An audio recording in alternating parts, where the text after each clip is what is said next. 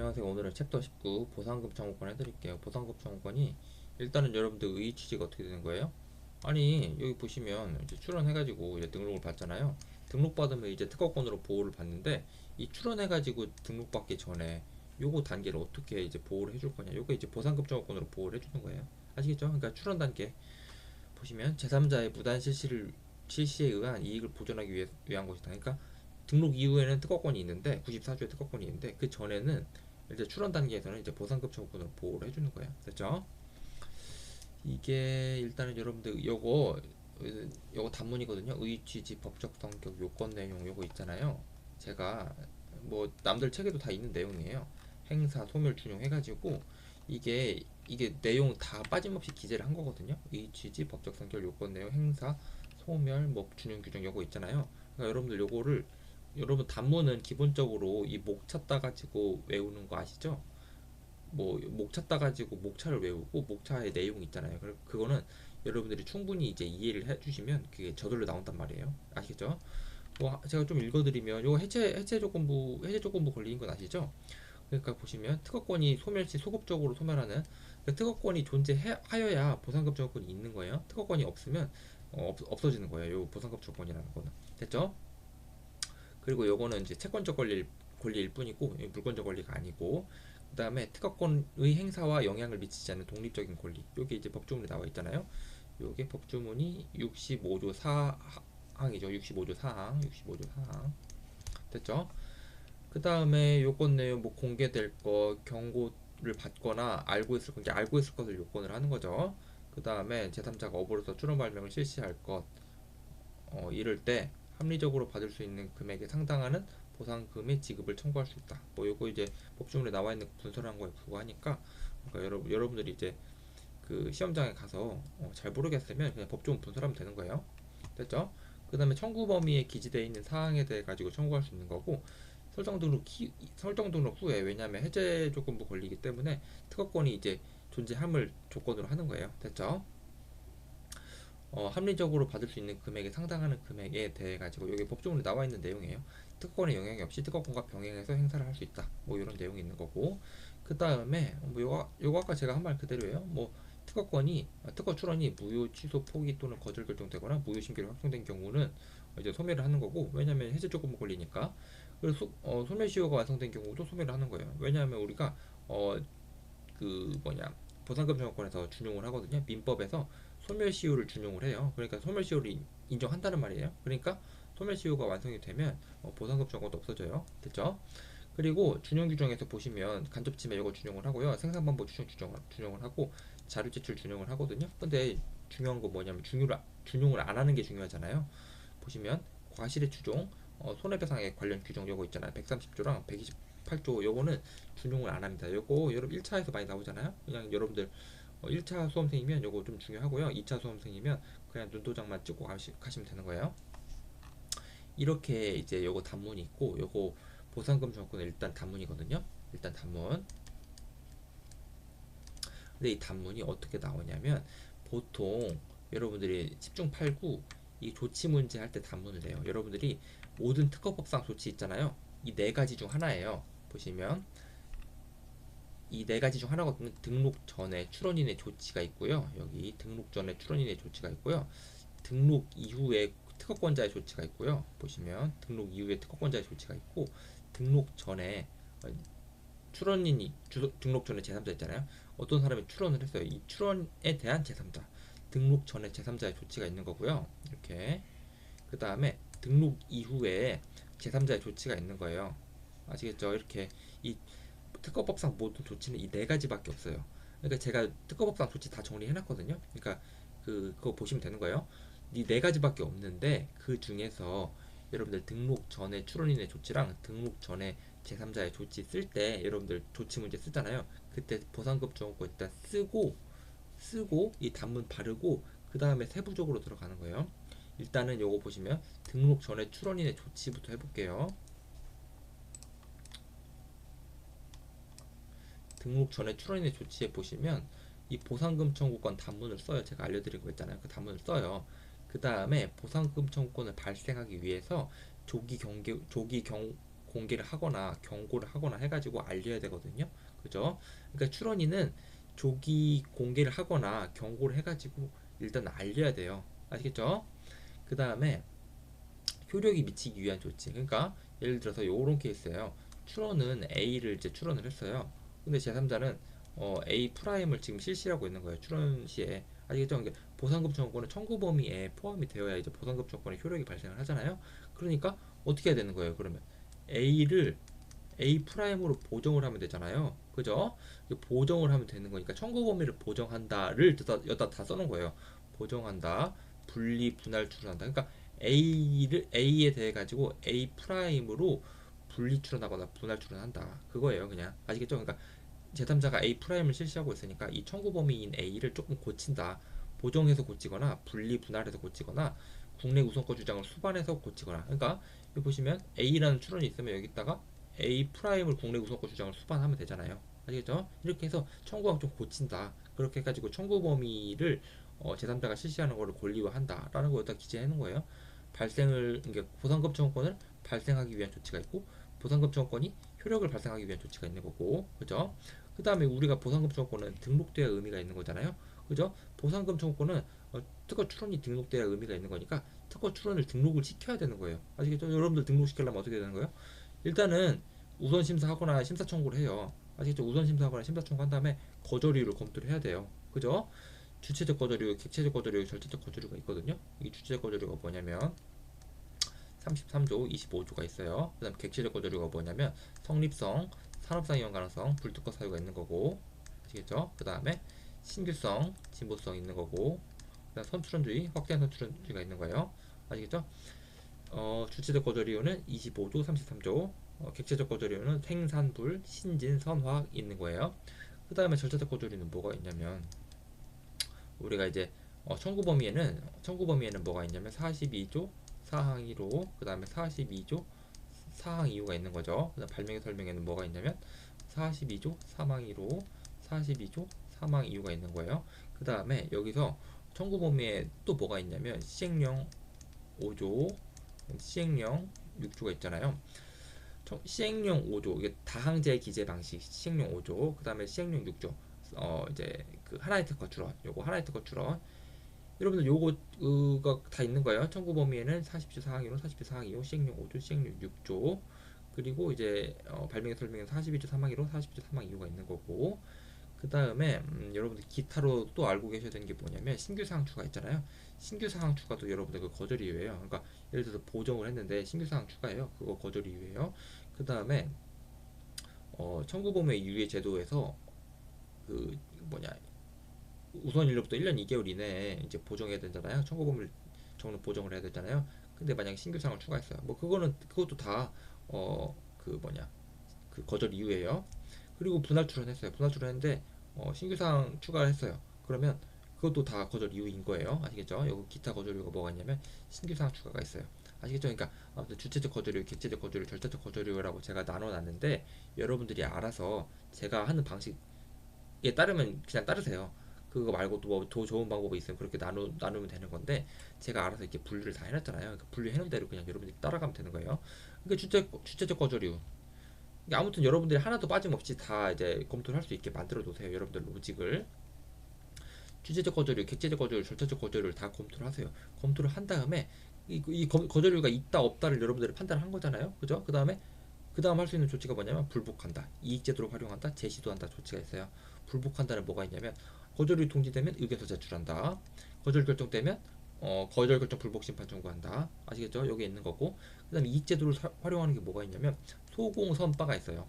아시겠죠? 이익제도에는 소공선바가 있다. 소고표가 인정되는 이익제도, 조약 우선권, 국내 우선권, 정당 권리 제출원, 분리 분할 변경 출원, 보정 재심사. 아시겠죠? 공지 없애는 거, 공지 예외 주장한다. 그다음 선출원주의를 극복하는 게 뭐가 있냐면 인용 특허나 인용 출원에 이제 지위를 쓰고요. 그 다음에 그 심판. 그러니까 예를 들어서 선 특허권이 있어요. 그럼 심판 청구해가지고 그 선 특허권을 없애버리면 되잖아요. 무효 심판 청구해가지고 133조 사망에 해가지고 없애버리면 되잖아요. 그죠? 근데 만약 선 출원이 있어요. 선 출원이 있으면 정보 제공하면 되잖아요. 그죠? 그거 인용 특허권의 지위를 쓴 다음에 그 심판 청구하거나 정보 제공하고 그 다음에 만약에 그 선 특허권이 아니고 선 출원이에요. 그러면 협의해가지고 야 너 거절 이유 있으니까 그냥 포기해, 출원 포기해, 그렇게 할 수 있다, 협의한다 라는 조치가 있는 거고, 빠른 출원을 확보를 위한 조치는 뭐가 있냐면 우리가 청구부문 유예제도가 있는 거고, 외국어 특허 출원 제도가 있는 거예요. 됐죠? 그 다음 재시도한다는 재출원한다가 있는 거고, 아시겠죠? 그러니까 여러분들이 등록 전에 출원인이 할 수 있는 조치가 뭐가 있냐면 보상금 청구권을 일단 바르고, 그 다음에 발생 효력 등록을 위한 조치를 쓰는 거예요. 됐죠? 근데 만약에 제3자가 실시를 하고 있어요. 그러면 보상금 청구권 쓰고 발생하기 위한 조치, 효력을 미치기 위한 조치, 등록하기 위한 조치, 이게 세 가지를 쓰는 거고요. 제3자가 실시하고 있지 않잖아요. 그러면 여기만 쓰면 되는 거예요. 제3자가 실시하고 있지 않으면 등록만 받으면 되는 거예요. 그냥. 아시겠죠? 제3자가 실시하고 있지 않으면 요거 등록하는 조치 요거만 쓰면 되는 거예요. 아시겠죠? 제3자가 실시하고 있으면 요거 다 쓰는 거고. 됐죠? 됐어요. 여기까지 해가지고 등록 전에 출원이 조치했어요. 그 다음에 등록 전에 제3자. 그러니까 예를 들어서 어떤 사람이 출원을 했어요. 어떤 사람이 출원을 했어요. 근데 나는 제3자 입장이에요. 제3자 입장에서 이 출원에 대해서 어떤 조치를 할 수 있냐. 요거 이제 쓰는 거예요. 만약 이 제3자가 실시를 하고 있잖아요. 그럼 보상금 청구권 일단 쓰고요.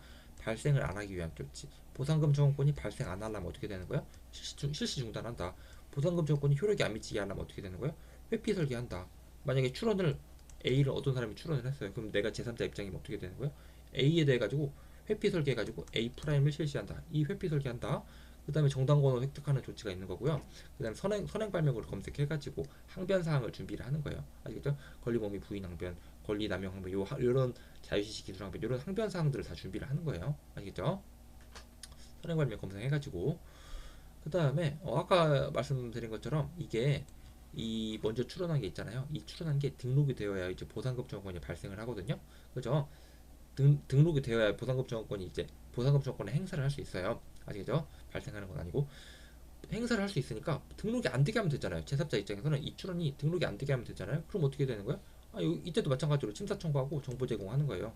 그 다음에 이 거절 이유를 검토를 해요. 이 제3자가 이 출원인이 출원하고 있는 이 출원에 대한 거절 이유를 싹 검토를 해요. 주제적 거절 이유, 객체적 거절 이유, 절차적 거절 이유를 검토를 해요. 그 다음에 이 거절 이유에 대해 가지고 우선 심사한다, 정보 제공한다. 여기까지가 이제 제3자가 할 수 있는 조치예요. 아시겠죠? 여기까지가 이제 출원인에 대항한 제3자가 할 수 있는 조치. 제가 빨간색으로 쳐놓은 거 있잖아요. 여기까지가 이제 출원인에 대항한 제3자가 할 수 있는 조치예요. 근데 요거는 뭐냐? 요거는 제가 깜부로 제가 써놓은 거예요.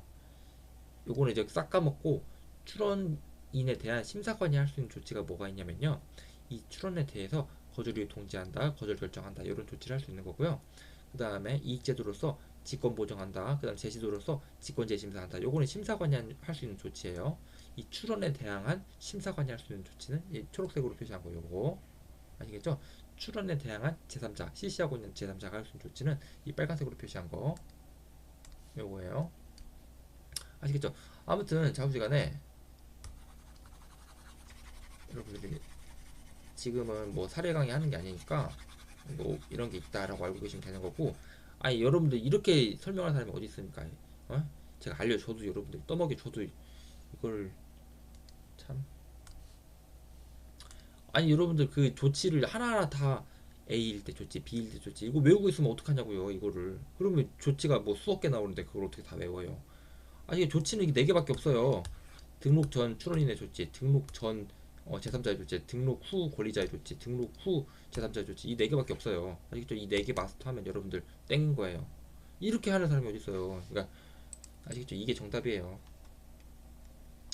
아시겠죠? 그러니까 아무튼 보상금 청구권 이때 쓴다. 조치 문제에서 보상금 청구권 단문 쓴다. 일단은 아시겠죠? 그렇게 알고 계시면 되는 거고, 여기 보상금 청구권에서 이 특유한 쟁점들이 있거든요. 요거 보상금 청구권과 권리 소진, 요거는 시험 문제 한 번도 안 나왔고요. 그 다음에 손해배상에 관련해가지고 우리가 보상금 청구권에서는 128조 규정을 준용하지 않잖아요. 그죠? 명문상으로 준용하고 있지 않은데, 제가 요거 판례가 128조 5항 인정한 준용을 인정한 판례가 하나 있고요. 이거 하급심 판례. 128조 7항을 인정하지 않은 하급심 판례가 하나가 있어요. 그래서 판례 따라갈 거예요. 뭐 교수님 논문도 있기도 하고. 됐죠? 일단은 쟁점 중 첫 번째, 보상금 청구권과 권리 소진. 요거 교수님 교과서에 있는 쟁점이거든요. 어떤 거냐면 봐봐요. 여기 시험 문제 한 번도 나오진 않았어요. 갑이 있고 을이 있어요. 추론했어요. 추론해가지고 얘가 지금 실시하고 있는 거예요. 을이 실시하고 있는 거예요. 그래서 갑이 을한테 야 너 그 나중에 내가 특허 등록받으면 보상금 청구권 내가 실시를 한다. 행사를 한다. 그러니까 을이 갑한테 돈을 줬어요. 지레 겁먹고 돈을 줬어요. 아시겠죠? 그러니까 을이 지금 요거 생산하고 있는 요 물건 있잖아요. 거기에 대해서는 갑한테 돈을 지불했단 말이에요. 보상금 청구권에 대응을 해가지고. 아시겠죠? 근데 갑은 등록을 받았어요. 등록받고 이 을은 이 생산하고 있는 물건, 생산한 물건을 양도했어요. 그러니까 갑이 또 을한테 뭐라고 하냐면, 야, 너 생산에 대해서만 지금 보상금 청구권 줬잖아. 양도에 대해서는 특허권으로 내가 행사를 할 수 있어. 이렇게 주장을 할 수 있어요, 없어요? 이게 권리 소진된 거예요, 안 된 거예요? 이 생산한 물건에 대해 가지고 권리 소진이 되어서 이 특허권을 행사를 못 하는 거예요, 아니면 권리 소진이 안 되는 거예요? 여러분들 보상금 청구권이랑 특허권은 독립별개의 권리라고 제가 말씀드렸잖아요. 보시면 법조문에 나와 있고 특허권 행사에 영향을 미치지 않는 별개의 권리다. 특허권 행사에 영향을 미치지 않는 독립적인 권리다. 이 65조 사항이 나와 있거든요. 그러니까 보상금 청구권에서 이제 돈을 줬든 말든 특허권에서 이 특허권에 대해서는 권리 소진이 안 되는 거예요. 됐죠? 요게 통설이라고 하긴 뭐하고 조영선 교수님 입장이 그러거든요. 그러니까 여러분들 그렇게 알고 계세요. 65조 4의 명문의 규정에 따라서 권리 소진 부정설을 타당하다. 요거 이렇게 정리하는 게 깔끔해요. 권리 소진 긍정설 가잖아요. 아니 그러면 또 주구장창 권리 소진이 긍정설이 되니까 권리 소진이 또 판단해 보겠다. 이렇게 또 들어가 봐야 돼요. 이 논문 그 논점을 하나 더 써야 돼요. 이게 쓰나마라는 논점을 하나 더 써야 되거든요. 그러면 여러분들이 답안지가 꼬일 대로 꼬여요. 그러니까 권리 소진이 안 된다라고 쓰는 게 깔끔해요. 됐어요. 그 다음에 우리가 이제 128조 5항 여기 우리가 그 보상금 청구권은 128조 준용 안 하잖아요. 근데 이 법조문이 어떻게 되어 있냐면 합리적으로 받을 수 있는 금액에 상당한 금액이라고 기재가 되어 있거든요. 근데 우리가 128조 5항은 뭐라고 기재가 되어 있냐면 합리적으로 받을 수 있는 금액이라고 기재가 되어 있어요. 뭔가 문구가 유사하잖아요. 지금 문구가 유사해요, 지금. 그죠? 그러니까 128조 128조 5항의 이 규정을 128조 2항의 보상금 청구권에 적용할 수 있는 거냐. 이 문구가 좀 비슷하니까. 이 판례도 보시면 공개일이 있어요. 공개일로부터 등록일까지는 이 보상금 청구권을 적용을 했고요. 등록 이후에는 이제 128조를 적용했거든요. 정확하게 말하면 128조 사항을 적용을 했어요. 그죠? 아무튼 공개일로부터 등록일까지는 보상금 청구권을 적용을 하고 등록 이후에는 이제 128조를 적용했다는 게 유의미한 거예요. 근데 이 보상금 청구권을 적용을 할 때 보시면 총 매출액의 통상실시료율을 곱한 금액을 보상액으로 설정했고, 그러니까 요거 딱 128조 5항을 준용을 한 거잖아요. 그러니까 공개일로부터 등록일까지는 보상금 청구 요거 다시 여러분들 공개일로부터 등록일까지 있잖아요. 여기까지는 보상금 청구권을 적용을 하는 거고, 이때 보상금 청구권을 적용을 하는데 128조 5항을 유추하는 거예요. 아시겠죠? 그 다음에 등록 이후에는 128조 법조문을 적용을 하는 거고, 아시겠죠? 그러니까 여기 보시면 여기서는 그 공개일로부터 등록일까지는 보상금 청구권을 적용을 하니까 합리적으로 받을 수 있는 금액에 상당한 금액이에요. 이 금액을 산정할 때 128조 5항을 유추하는 거고, 아시겠죠? 그 다음 등록 이후에는 128조를 적용하는 거고, 그 다음에 128조 7항은 이게 시험 문제 안 나왔거든요. 근데 시험 문제 안 나왔는데 요게 시험 문제 나와가지고 제가 높아시면 적어 놓은 건데, 요거 결국에는 요 판례가 이것도 옛날 판례잖아요. 옛날 하급심 판례인데 128조 7항을 준용하고 있지 않아요. 그래가지고 여기서도 적용을 안 했거든요. 보시면 특허법 128조 7항을 적용 등록 이후에는 적용을 했는데 침해 경고 받은 날로부터 등록 시까지는 적용을 배척했다. 그러니까 등록 이후에는 128조 7항을 적용을 했는데 등록 이전에는 그 주장을 배척했거든요. 여기 이 취지가 보상금 청구권 할 때는 128조 7항을 준용하지 않겠다라는 취지잖아요. 그죠? 그런 판결례가 하나 있긴 해요.